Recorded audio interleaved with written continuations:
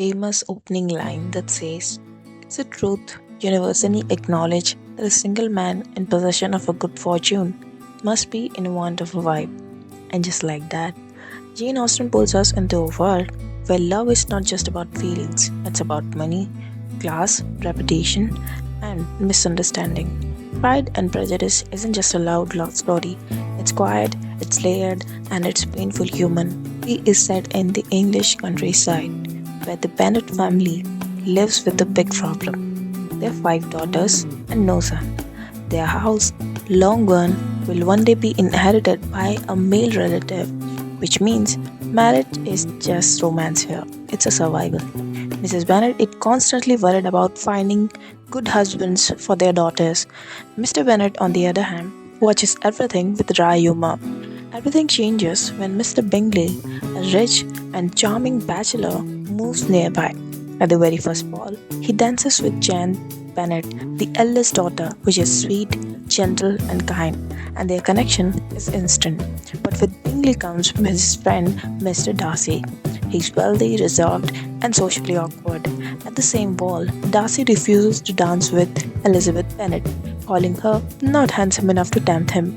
Elizabeth hears this, and that's the moment that plants the seed of prejudice. It's intelligent, it's witty, and fiercely independent for her time. She dislikes Darcy's arrogance, while Darcy quietly starts admiring her sharp mind and honesty.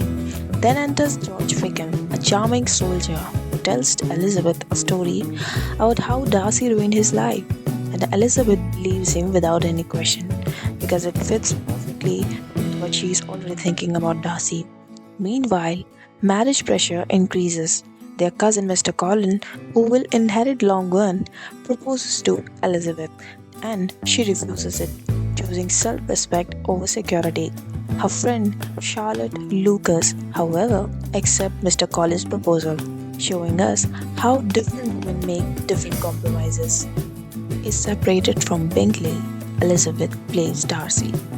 Then she later, during a visit to Mr. Collins' home, Darcy unexpectedly proposes to Elizabeth. But this is not a dreamy proposal.